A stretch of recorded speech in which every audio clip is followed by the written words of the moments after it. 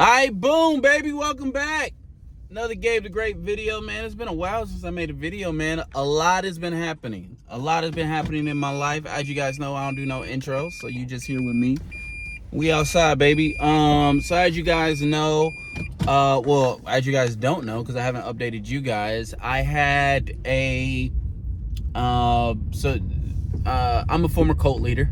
Hi, welcome. I used to be in a cult, came out, been talking, been going against those guys, calling these guys out for the illegal stuff that they do, right? And one of them tried to take me to court, try to get a restraining order against me because I called him a pedophile because he fucks with minors, and other deviant shit. And so I called him out. He tried to take me to court. That got thrown out. Well, then he and his wife got online, posted all this lies about me. So now I'm taking them to court for defamation. And we have a court hearing on April 11th coming up to deal with that. So that's been going on with the background. I also dropped 2 songs yesterday. One is an old song, 13th and Olive. Some of my fans requested that I drop it. I'm going to drop it here on YouTube probably today when I get home. And then another song called Life on Campus that I'm really excited about. I think it's a hit. I think it's going to be platinum by the end of the year. But, you know, I'm biased. But anyway, I wanted to come on today and talk about something. So I have another channel. I have a bunch of other channels. But I over the years, I've started a bunch of channels. One of the channels I started last year is a channel called No Effort. And it's really where I first began like doing videos in this style where I didn't edit them. I didn't, you know, really, I just came up with a title as I came. And I called it No Effort. And the reason why I called it No Effort was because I began to see that if you live your life as a slave to the algorithm, however you build your brand is how you must maintain your brand. And if you build your brand slaving away to the algorithm, you will always be dependent upon the algorithm. So I started a channel called No Effort where I didn't put effort in it. Like if you were going to follow that channel, you were going to follow that channel because of what I said and what I talked about during it. You weren't going to follow it for the effects. You weren't going to follow it because I clickbaited you. You weren't going to follow it because I had a cool thumbnail. You were coming to follow me because you like what I had to say. So on that channel, I have a video titled AI Judges, where I start throwing out the idea of, yo, what do you guys think about AI judges, of being like the courtroom being ran by artificial intelligence? And I've arrived at my conclusion. I think artificial intelligence, AI judges, would objectively be the best thing for everybody involved. Okay. Now a lot of this, another thing I'm doing, I'm writing a book. For those of you guys who are subscribed to my Ko-fi, you guys have the intro to this book. This book is called The Overman. It is a theory of everything and a manual for leadership in the age of information. So the introduction is done. I'm working on the first part. And so part of this has to do with my just thesis about life. So number one, I believe that human beings are the universe getting to know itself. So we are the meaning makers of the universe. Meaning does not exist outside of us. No other beings in the entire universe search for meaning the way that we search for meaning. We don't debate what a rock is with non-human entities. Why the fuck are you blowing at us, dickhole? We have the green light. You dumb asshole. Learn how to fucking drive. But so in this book, I talk about, I can't turn right.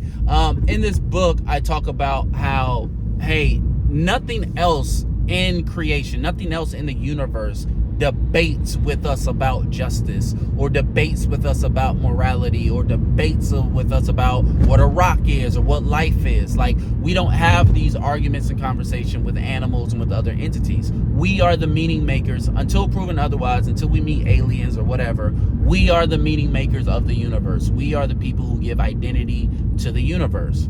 And so a lot of it is having AI judges speaks to this idea that morality exists outside of us and that morality is objective.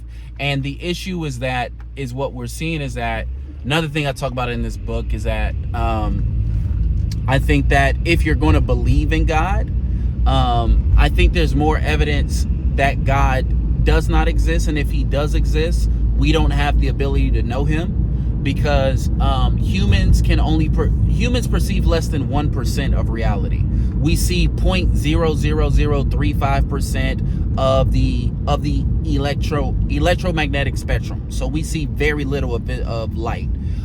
We hear less than a fraction of a percent of all the sounds. Our brain literally blocks out 99% of all the information it processes just so we can survive. So if there is a God, that God has hidden 99% of reality from us. So whatever we believe is moral, just, or whatever, we are still very, very, like, we don't know shit, is basically. And so when we start talking about justice, when we start talking about morality, and we start talking about fairness and equality and these things, the number one thing we need is impartiality and objectiveness and objectivity. There is not a single human being on this planet who is not biased. It's not possible to be human and be biased, because at the start of every human life is a story, and that story centers around you, the individual, and you are biased towards yourself. Every judge is a former lawyer or a clerk who played the game of politics, who played the game of relationships and everything to get where they are. We are now seeing in real time that judges are protected by judicial immunity, meaning that they don't have to explain their decision making. So we give these guys the ability to decide outcomes of our lives, but then we say, okay, you guys can't be held accountable for those decisions. We have an appeal process. So if we disagree with the decisions that the courts make, we can appeal it to a higher court, and maybe a different set of human beings may agree with us. Maybe they are supposed to have a higher understanding of morality and justice, this and that. But we are seeing very much in real time that judges, that not only do they not do that, but they haven't been doing that for like all of eternity. So Donald Trump is a perfect example. Here's an example of we the people presented facts and evidence of an insurrection. That this guy tried to take over the Capitol, right? Tried to take over the country. Basically treason. And what did the court say? Well, the court said, well, he has presidential immunity, right? So it's like, wait a second. The law says that this thing is an insurrection, as we've written the law, because we write laws to protect our society.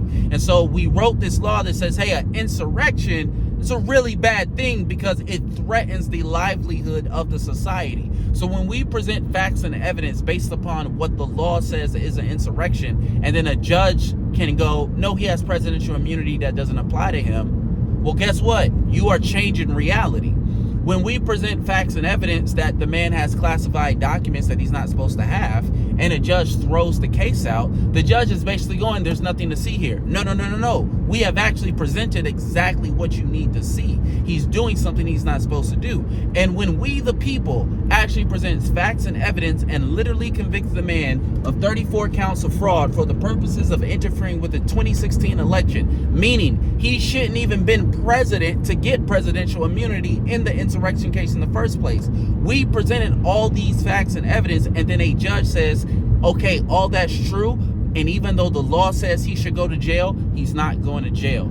Our issue is that every single judge is biased. And Donald Trump, I've said this on my other channel too, Donald Trump is the manifestation of the American dream. The judicial branch, objectively speaking, was put into place to protect power, property, and the ruling class. That is objectively true. And if you don't believe that's true, why didn't they end slavery? Why didn't they give poor people poor white men the right to vote? Why weren't there child labor laws earlier? Why didn't women have the right to vote? Why all these things, that all these benefits and rights and things that we now know to be true and morally correct, why didn't the judicial branch do it back then? Because that wasn't their goal. Their goal was to protect power, property, and the ruling class. And now what Donald Trump has done, Donald Trump has gone, listen, y'all need to get in line. Your job is to do what I say. You don't have the ability.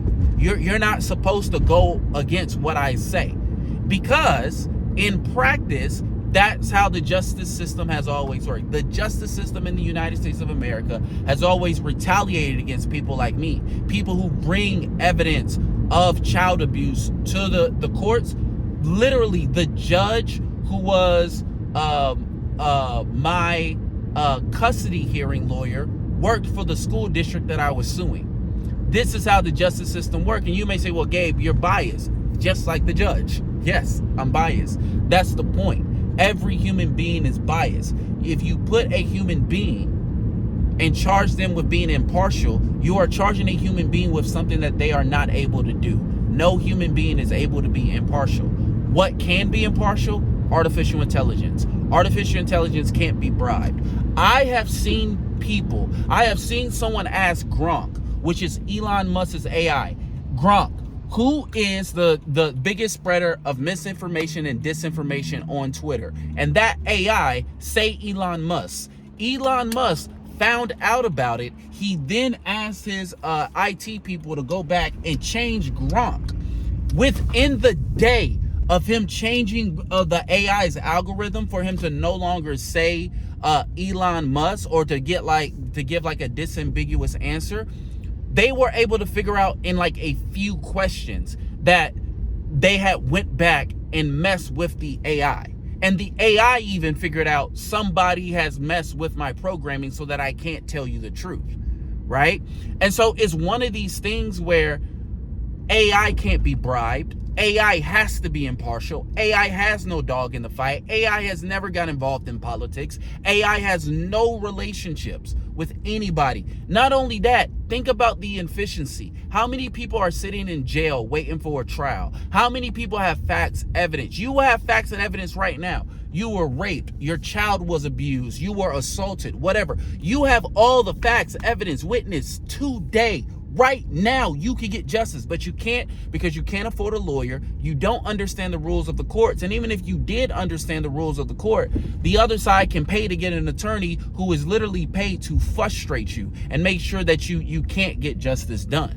So when I say that AI is the way, AI will, you guys want to talk about waste, fraud, and abuse? Look at the judicial branch. If you put AI in charge of adjudicating, look at all these jobs that get cleared up, all this money in government that gets cleared up. You'll be able to get hearings, and you'll be able to get opinions and orders in minutes, not months, not weeks, not years. Nefarious people then can't go hire lawyers to delay and dismiss, because that's the game, right? Right now, we have a system that can be manipulated because human beings can be manipulated. If you want fairness, if you want justice, if that's what you really want, then what we need to do is put artificial intelligence in charge of the courtroom. Now, the ruling class wants you to believe, number one, that we aren't the deciders of justice, of morality, of these things. They want you to believe that, hey, morality exists outside of us, that it came from God. Okay, number one, no. Okay, and I don't have a big time to get into God, but in the West, we typically are talking about a Christian God. Listen, any God who sets his son up for murder and calls that the highest act of love and grace, I am uninterested in what that God has to say about morality. So if y'all want to go there, please, let's go there, and I will make your God look fucking stupid. Okay, so that's number one. But number two, even if morality came from God, objectively speaking, we can look at the world and see there are different laws, not just across nations, but within nations. Particularly in our country, wealthy criminals get treated very differently than poor criminals. As a matter of fact, if Donald Trump has proven, if you're wealthy and have connections, you are not a criminal, you are president of the United States. Okay? So that's number one. And he can pardon criminals, pardon people who try to overthrow the government, who assault police officers, right? So whether you guys like it or not, you guys can want to believe all you want to that morality comes from God and humans have no right to say what's right and wrong. It happens every day. So Do you want to live in the practical external world, or do you want to be egotistical and live in your head? Okay, so that's number one. But number two, the real heart of the ruling class saying that, the ruling class wants you to believe that the best use of AI is to take away meaningless jobs and to write your emails. No, the best use of AI is in the courtroom. Because if we use AI to decide court cases, unethical billionaires gone overnight. Because as long as we can find facts and evidence and can write pleadings ourselves, which everybody in the country is obligated to learn how to write through public education, as long as we could do that overnight, no more unethical billionaires. We don't need to eat the rich. The problem is not that some people are wealthy and some people are not. The problem is, one, wealth inequality is too far, and number two, there's no ethical consumption under our current form of capitalism. If we want to get ethical consumption, the number one thing we have to do is fix the courtrooms, because that's where the ethics are. And AI cannot be manipulated by human, or it cannot be manipulated in the courtroom, right? You can't bribe an AI. You have to use argumentation, you have to use facts, you have to use evidence, you have to use the law. You don't have a choice when you use AI. You can't manipulate an AI's emotions. You can't play on that shit, bro. You can get everything done like that. Like that. The ruling class does not want that, because think about it. If the ruling class got to it, let's just say many people, not all, but let's say many people of the ruling class got to where they got to by nefarious methods, by cheating, lying, stealing, and breaking the law. And the only reason that they weren't caught is because in a system where we say innocent until proven guilty, where the system makes it difficult to prove guilt. If a system makes it difficult to prove guilt and you believe in innocence till proven guilty, guess what? It doesn't matter if they're fucking guilty if you live in a system that is difficult to prove the innocence.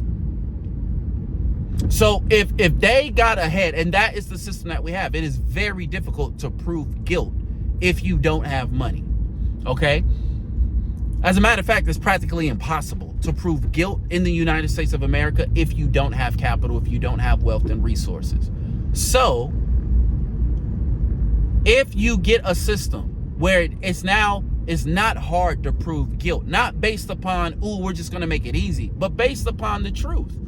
Because right now the law is not based on truth. There is no law in the United States of America. There's only enforcement. If we want to get the rule of law back, we can't take the judicial branch into the future, because Donald Trump has now put the judicial branch in a catch-22. The judicial branch is only useful to the ruling class if the people underneath the ruling class believes that the courts are legitimate. Once the people no longer believe in the legitimacy of the courts, then the courts serve no purpose to the ruling class if the ruling class put them in there to protect power, property, and the ruling class. So what Donald Trump is doing is going, you're going to do what I say, or I'm going to destroy your legitimacy. I'm going to destroy your integrity. And that's what's happening. And the problem is, there's merit to his claims. You cannot fight Donald Trump with the courts aren't corrupt. The courts aren't corrupt because they are corrupt. When Donald Trump, a corrupt individual, calls the courts corrupt, he's right. Their corruption is why he's in the office. And so the courts are in a catch-22 right now. And because they retaliated against people like me, people who stand for justice, y'all put people like me, y'all put the innocent behind bars. You've wasted their life.